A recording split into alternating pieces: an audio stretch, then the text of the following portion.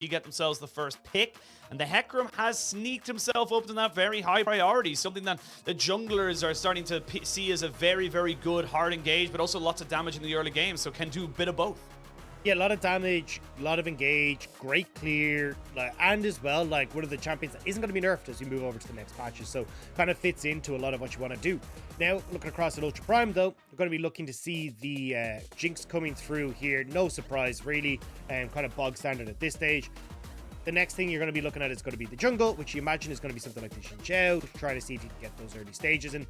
Just something that can kind of pair nicely with the early aggression, or at least match the early aggression that Hecarim often does. Something that can go toe-to-toe. Zinzao and the Lee Sin, definitely two of those champions. You have the pick of the litter. There's literally every single jungler available to you, except for maybe Gwen, if you want to talk about that in a flex. And Hacker decides he wants to go towards that Lee Sin. So again, something that can go toe-to-toe, can make plays. But we have seen it before as well. And, you know, specifically one that comes to my mind is Wei on RNG, playing this Lee Sin and not really finding the opportunities. If OMG can just deny him from getting those early plays, from getting the position to flash kick, that can in itself mute this pick very, very heavily, and we'll see how these teams want to try and play around the Lee Sin as much as they have to play with it. I'm curious if OMG are going to go straight for the Orianna pick here. One of the things that we talk about here for Cryin is that you have the opportunity for a Twisted Fate ban. Or sorry, Twisted Fate pick. It's something that's banned 76% of the time away from him.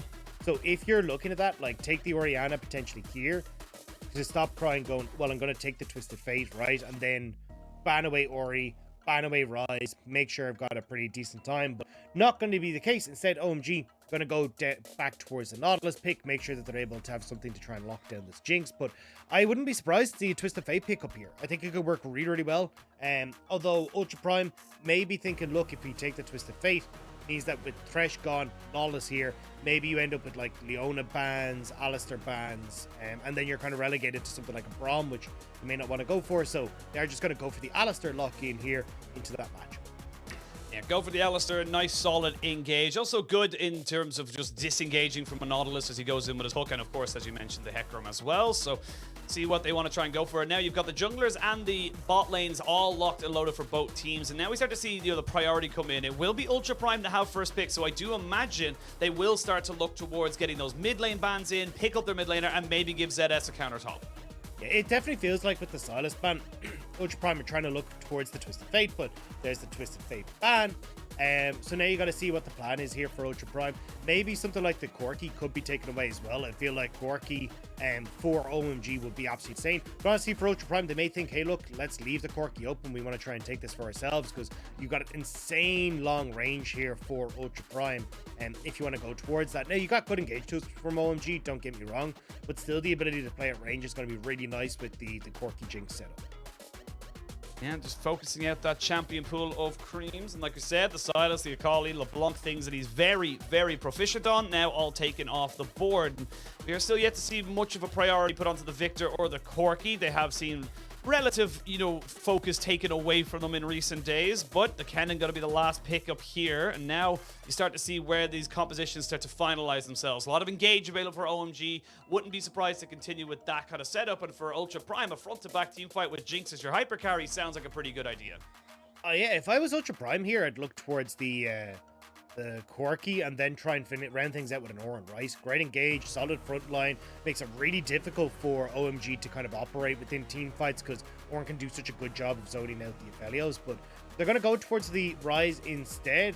Creme probably going to go towards the Corki himself then, and the only reason I could kind of see this for Ultra Prime is if they're worried about some sort of like Graves blind pick coming through for Shanji, where they're like, hey look, by taking the Ryze, right, we've still got early game pressure from Cryin, he can try and play towards bot side. But it also means that we can take a Tryndamere into a potential 1-3-1 composition if this blind pick Graves come through. But I'd be kind of surprised, to be honest, if we end up seeing the Graves here. It feels like you're kind of more situated for a big team fight composition.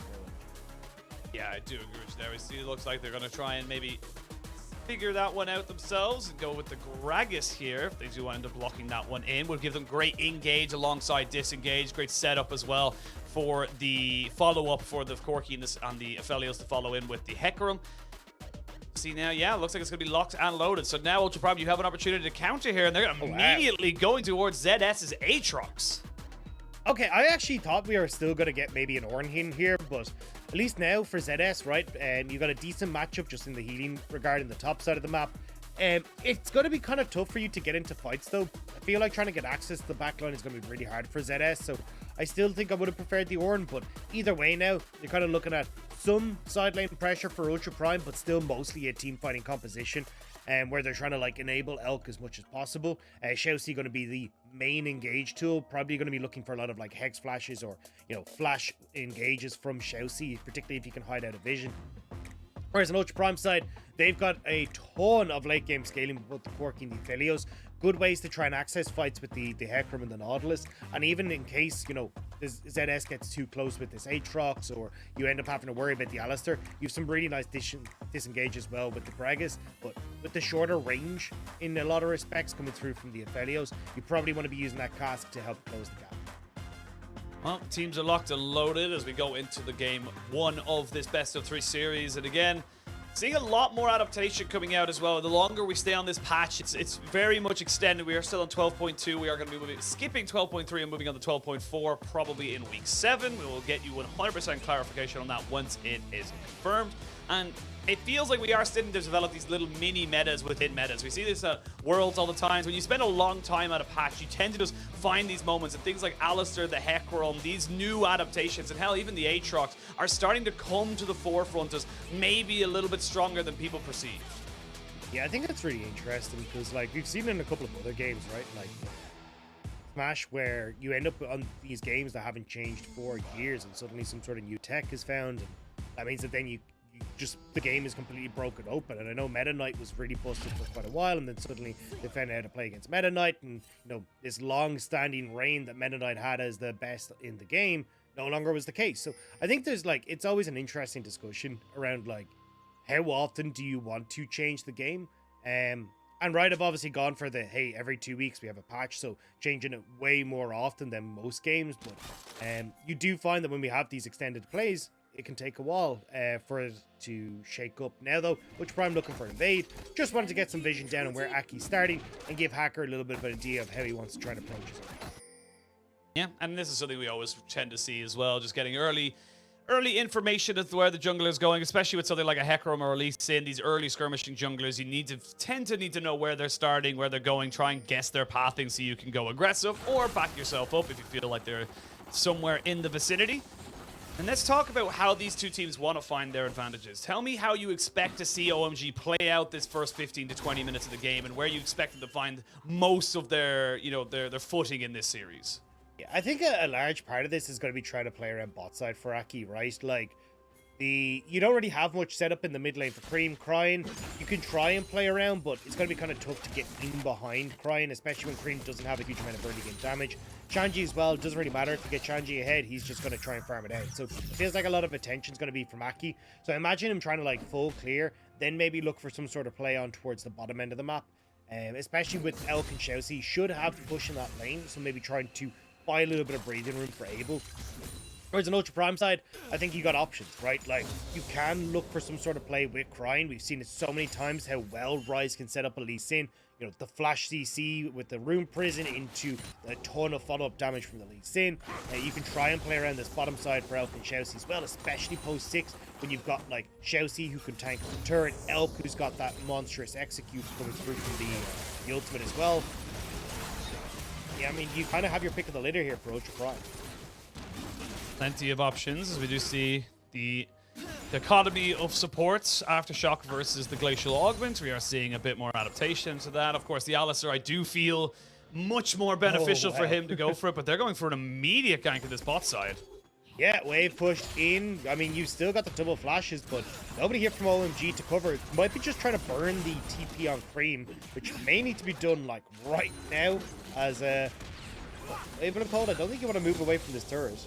I was going to say, they did have the minion dematerializer, so it did stop the wave from crashing just a little bit. They're going to try and go for it now. The double TP going to be coming in. Actually, just a single TP, but first blood has been secured. And now they get themselves a counter kill, but Cold should be going down as well. 2 kills for 1, and you get the TP out of Creme. Not bad from Ultra Prime.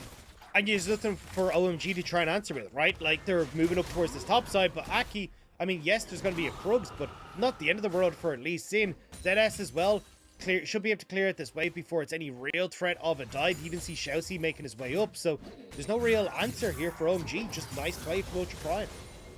And this is a pretty decent start. It's something that we've expected from Ultra Prime. Like we said at the start there of this series, is that they are a team that tend to do very, very well and be very aggressive in this early game. And this is just Creme pushing in the wave, starting his recall, but then realizes a little bit too late that he probably should have TP'd here pretty much about 10 seconds ago. Yeah, he tried to clear the wave and then reset to get a full buy before TP into the bot side, but meant that when he got there, right, he actually was way too late because he tried to get a little bit greedy with this. Means that he ends up investing the TP, so still going to be late back to the mid lane, and isn't there to help out on the bot side dive. So fortunate there from Creme, just a little bit late on the trigger. But again, I mean, this is not the first time we've seen these plays from Ultra Prime, right? As we talked about in the opening segment, we get Ultra Prime making these plays. They just end up kind of falling apart a little bit later, and that's where I want to see what they're able to do now. Can we keep this a little bit slow and steady here? ZS, really good trades on Shanji. Yeah, very, very good trades. And Shanji recognizing he just needs to get himself out, use the last of his mana to belly bop himself all the way back to his turret, and now you've pressure up in this top side. Ultra Prime still a little bit behind though, as not a little bit behind, excuse me, equal in terms of golds. Despite that play in the bot side, we do see the Hecarim doing what Hecarims do best, which is just farm, farm, farm. I like the idea here from Cold using the Hex Blast to try and avoid any potential wards that might have seen him, but sadly, the biggest ward of all, the jungler, had spotted him out on his route to mid lane. I mean, at the moment, you're just trying to, like, cover your bases here as OMG, right? Like, make sure that you can get this push in, because as the wave was bouncing back out, there's always a potential here for Hacker and Cryin to try and make something happen again on this bottom lane. So Aki just sitting here, trying to help out and make sure that this wave can be pushed in. Now, though, actually looks like there should be a little bit of a wave pushing back out. So maybe Aki can make something happen as that wave continues to shove away from the Now Cryin trying to path down towards his bot side. Both mid laners recognizing that they are level 6 and have some... Actually, no, Cryin is not level 6 just yet. Just Creme at the moment. Is Aki now running forward. This is a little bit of a tentative moment here. You can see both teams want to try and contest for this dragon that's sitting there in the pit. But while it's all happening, ZS almost gets taken out 1v1 in the top side. Didn't have to use his flash, but did get the explosive cast out of the Gragas. And now more pressure available to the side of OMG as they see the top laner has to TP up there to try and defend that wave. Yeah, I'm not sure about the approach OMG are taking in this early game. Trying to go towards the dragon is in theory nice when you've got like pushing bot, a little bit of mid, right? But Ryze, honestly, right now with the AoE damage is going to do a little bit more than Creme. Abel, usually in this matchup against the Jinx, has a lot more damage in these early stages. So usually we'll see teams trying to play off of, you know, the Aphelios is better early skirmishing against the Jinx. But when you're already a kill down, 2 longswords picked up for elk, that early skirmishing doesn't really come into play anymore. So for Ultra Prime, they just move back into river, they take the dragon, and they're able to back away. Yeah, and especially in the bot lane, like I said, those 2 long swords, and then just straight up, the Jinx outranges you in the stage. As I say, that flash away. Elk had to be very careful there, and Cold still not dissuaded in his bot side, recognizing that as the Nautilus with the Hex Flash, he can make some creative plays. You can see there Elk as well, running the heals, so he has to be very careful with where he's positioning in these fights, because you're not going to have that cleanse for something like the Hecarim ult, or if you end up getting caught out in some of these situations. So certainly Elk going to be making sure that he's keeping himself just out of harm's reach a little bit more in these fights. Still though, you can see Aki trying to just play around this bot side a lot for OMG, and trying to make sure that Abel's actually able to, well, survive the laning phase, and just make sure that no funny business is, well, more funny business is coming through from the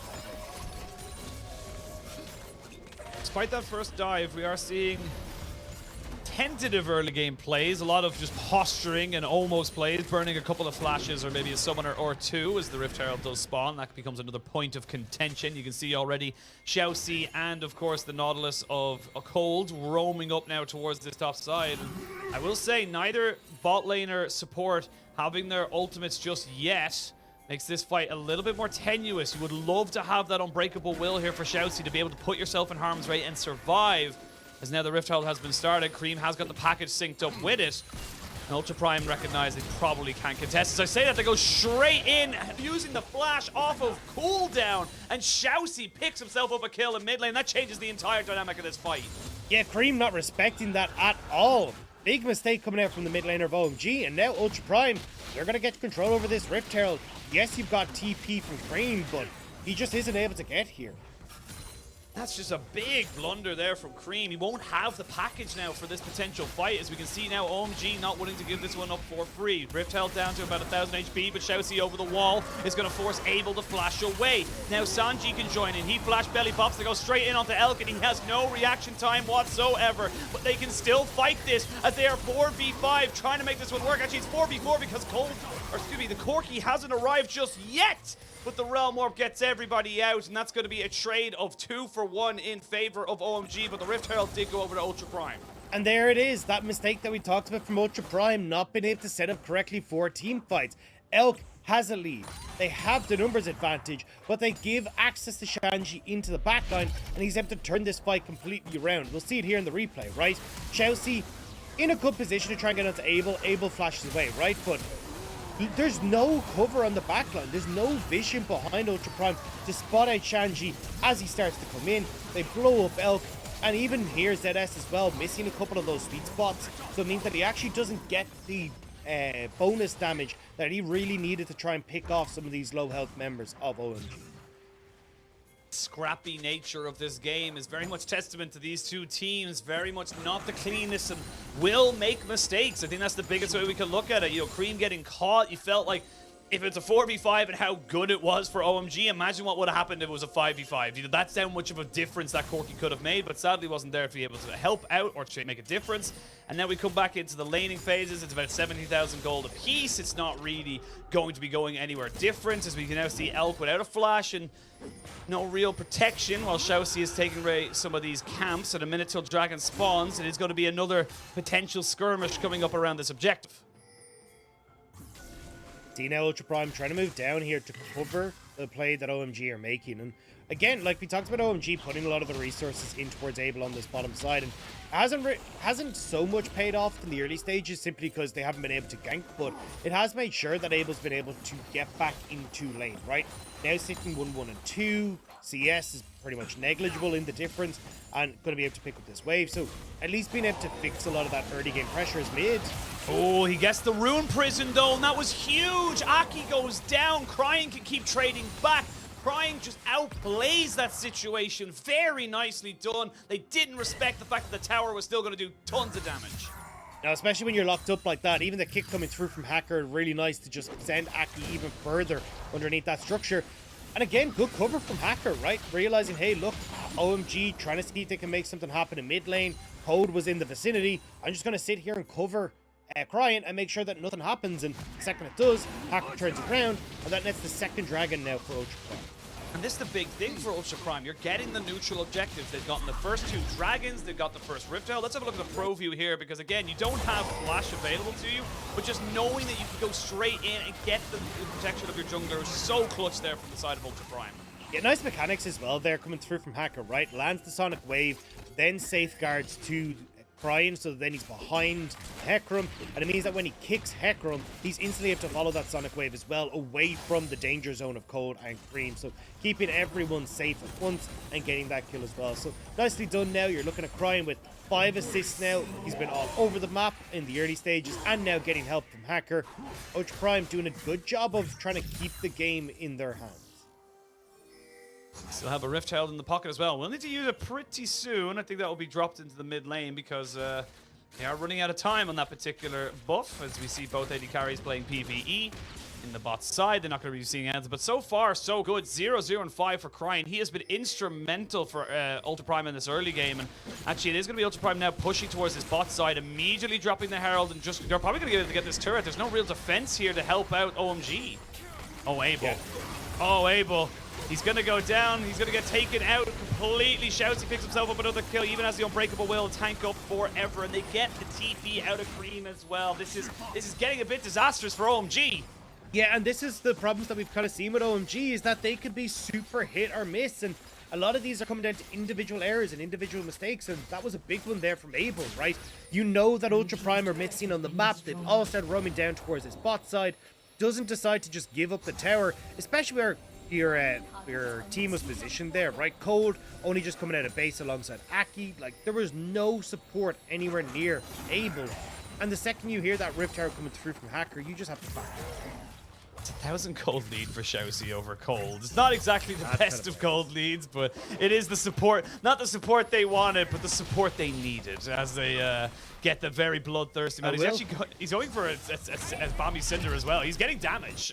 Yeah, he's going towards that chem tank. So definitely going to be a little bit of a beefy boy and be able to have that big engage tool as well for Ultra Prime. Sees him at all times. But like, yeah, this is where I'm like, I don't know. Like at this stage, you just back away from the turrets because all you're doing, you're going to lose all the CS, you're going to lose a lot of the turret damage anyway, so why not just give that over alongside, don't give over your life alongside all that extra gold and everything that you're going to lose anyway. So, I don't know, Abel making a pretty big mistake there, and now we were just praising, you know, OMG having solidified himself back into the game. Well, now once more he finds himself about 800 gold behind, thanks to Ultra Prime just answering with these bot side plays.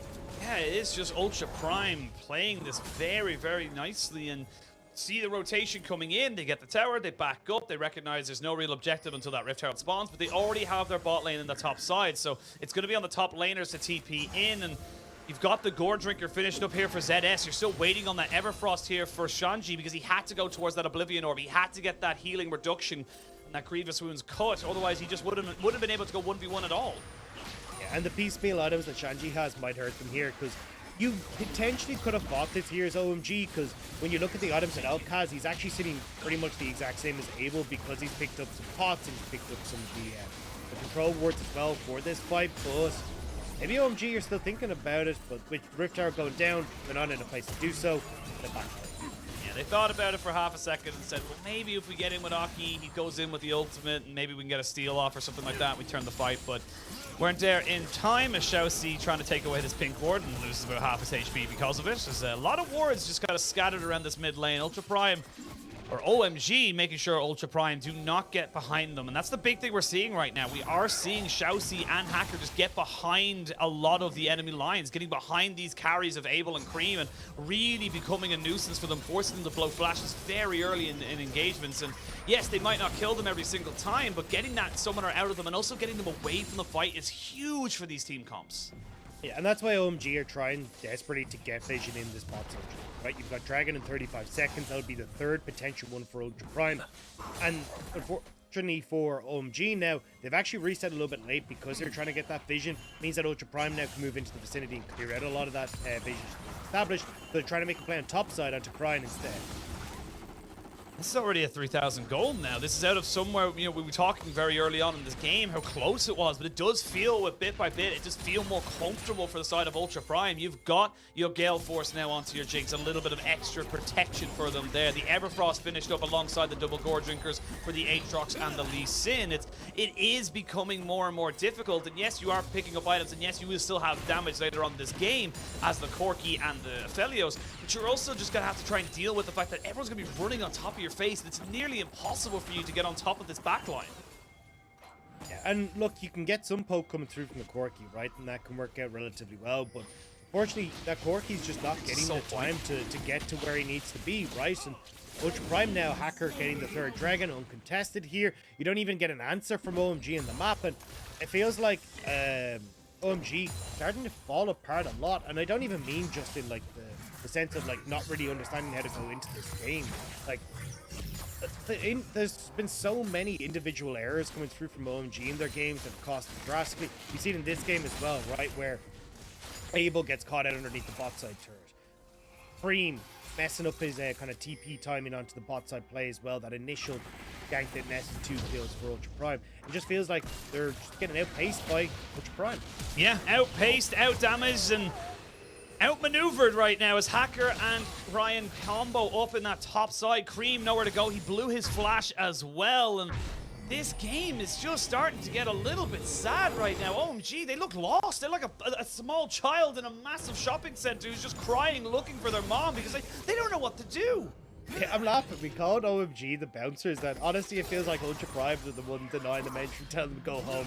You know, get a cup of coffee, come back later. You don't have to go home, but you can't stay here. So for Ultra Prime, right, like, they're in a phenomenal spot. Cryin is huge. Already got that Thimble Winter completed, or at least the Winter's Approach, moving up into that Thimble Winter.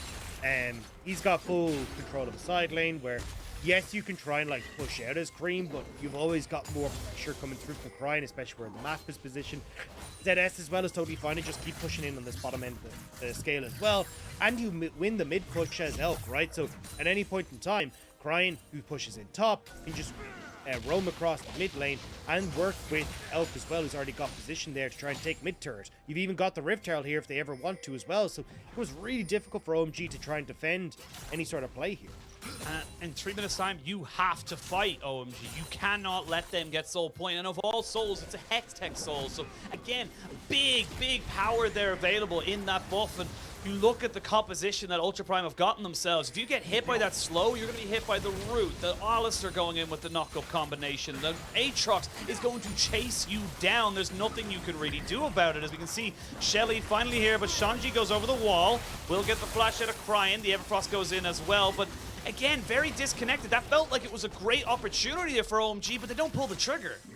I will say though, for OMG, the fact that they still have a mid lane turret is a bit of a win, right? We said that the way Ultra Prime could have set up that play was push in top of Cryin, cause OMG to need to defend that tier 2, roam Cryin across, then place Rift Herald, right? But because Ultra Prime just decided to kind of A-ram, you don't actually get the mid lane turret, you don't create the numbers advantage, and although you end up like not pulling the trigger, you do get a flash out of Cryin, and you do hold on to the mid lane turret. So from OMG, with the spot they're in, I'd consider that a bit of a win.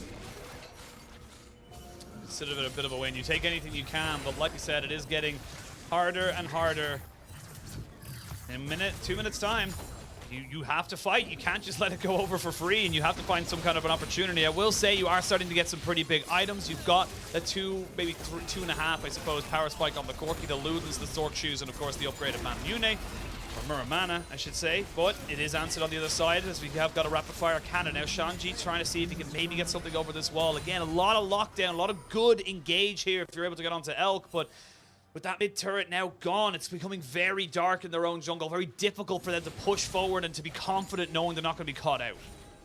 Yeah, especially when like Cryin is able to shove in this top side, right? He's going to look for the reset. You've got ZS then, who I imagine will move up towards this top end of the map.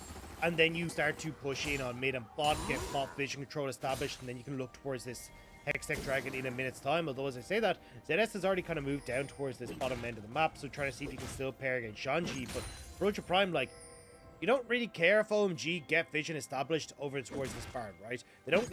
They can do a relatively quick Baron, but they're not really going to be able to rush it fast enough comparatively to you being able to take Dragon and then move over. So for OMG, you do need to try and contest this, and the fact you're investing vision up into this top side and into that top side jungle means that Ultra Prime are getting to establish their vision control in river and in your jungle on bot side without any sort of pushback. I will say this just before we go into the fight. Beautiful synergy between ZS and Hacker. Almost perfectly the same items as they now start to set up for this Dragon. 22 seconds left until that buff spawns. We are seeing the mid lane priority and top lane actually going in favor of OMG. So they've got a bit of a push, but look at bot side. You mentioned it. ZS has already put himself into a position where he's threatening a tier 2 and maybe looking for a little bit of a flank. Ultra Prime don't want to get poked out too much as they try and just take away some of this vision. ShiauC already down to about half HP, but a great realm morph right on top of a plant means he's able to heal up nicely. This Dragon has been started. This is going to be make or break now for OMG, but they don't really have great vision on this bottom side. They've invested it all towards the top. The package comes out, but it has to be defensive because they just waited it out. They didn't need to go too quickly for Ultra Prime. They knew they had themselves the opportunity and the time as now they reset towards this Dragon. Hook comes out, but it misses out. Shanji on a bit of a flank as ShiauC is down below half HP. He will get rooted up, gets the Everfrost down. There's the explosive cast to try and protect him. Remember, he's an AP Gragas, so he's not very tanky. ZS, they're trying to play bouncers. They go in. ShiauC gets a 2-man knockup. It's a very scrappy fight. As you can see, Elk kiting away. Is he going to be able to keep himself alive? That is the big question. As the AD carries have been jumped on. ZS, though, has found his mark, and it's a triple kill out of the back of that fight for Ultra Prime. They bided their time. They waited. There was an overcommitment, and then they got the soul. They get the Baron. They're going to have this game very soon. Yeah, Ultra Prime taking over game 1 against OMG. There's just nothing that OMG can do. They're trying desperately in these fights, and as messy and scrappy as it was, the main component is Elk sitting on the backline, free firing this whole time. There's just nothing that OMG can do to threaten Elk on the end. Cryin, you can see, gets locked up here just a smidge, but there's no damage, right? Shanji's kind of in panic mode as he tries to knock Cryin out of the equation. But again, Poe going in on towards Elk, nobody to follow up. Aki then eventually decides to try and go on towards Elk as well, but Elk has the Gale Force there to get away. And the rest of this fight, I mean, Ultra Prime have just been chipping away at the health bars of OMG the whole scrap, and there's just nothing left for the tank. The power of having the unbreakable will with the Aftershock and a Turbo Chem tank Alistar. He just, despite him going in on literally about a third of his HP because of all the poke he took, he still survived for such a long time, and really well played there from ShiauC to make sure he got the double knockup onto the two primary carries. And like you said, you know, Shanji tried to find Cryin, but Cryi's very, very tanky. He's got himself a Force of Nature, the Fimble Winter, and the Everfrost. It's not as if you're going to be able to take him down easily. And especially when a large portion of the damage on OMG from the two solo laners is AP damage, the Force of Nature's going to be doing so much. Like, the fact that you're able to get 25% damage reduction just off of that passive when it procs is just insane. And it means that when you're looking at, you know, Cryin in a side lane, who deals with it, right? Like, already you get just nice stats from the Force of Nature, plus that passive. Creme and Shanji just cannot kill Cryin in the side lane. And again, we're seeing just good push in here from Cryin and from Ultra Prime, saying, look, OMG, you have to react, you have to respond, or otherwise you're going to lose the tower. I think they lose the tower anyway. I just don't think there's a world where they can actually defend this, and you can see already they lose it, they're broken. And now Shanji, on a massive flank, has been spotted out, so they're just pushing back towards him, and OMG, they're in desperation stations right now. They have to make a play, because if they don't, they're just going to lose anyway. I love how Shanji just kind of goes like, me? No, trying to flank you? Never. I was looking at the Scuttle Crab. I was just here for Scuttle. It's okay. No, look, don't worry about me. It's fine. I'm going to go home now. And Shanji would do just that in a moment, although ZS trying to see if he can keep him at bay as mid lane turret now under siege for Ultra Pro. Yeah, they're going to be able to crack up with two mid lanes, or sorry, two inhibitor turrets. We can see now Aki goes in on the backside. Elk, though, does have the Gale Force and does get himself out. Nothing you can do. He committed, but there was no one else to support him there. There was a 1v1 apparently between ZS and Shanji, and ZS came out on top with a solo kill. And this is almost certainly going to be the game coming in here for Ultra Prime. It was methodical, a little scrappy at the start, but they were able to get the advantages. The neutrals were there. They're going to finish off a couple of these kills. They're going to be able to maybe pad these stats just a little bit. Hacker, though, will fall down to Abel, as we can see now ShiauC coming in with ZS as the big tanky boys start to riddle down these little health bars and say there's nothing for you can do. Yes, you'll kill off Cryin, but Elk is the big carry when it comes to turrets, and that's going to be game one here for Ultra Prime. Methodical, once they had a lead, they never let go. Yeah, and I mean, a very, very strong performance from Ultra Prime in this game one, as they will eventually, slowly take the next Decisive pause. But Ultra Prime, you gotta say, right, like, come through with a very solid game plan, right? Move from mid with Cryin level 3, get this gank on bot side, 2 kills come through.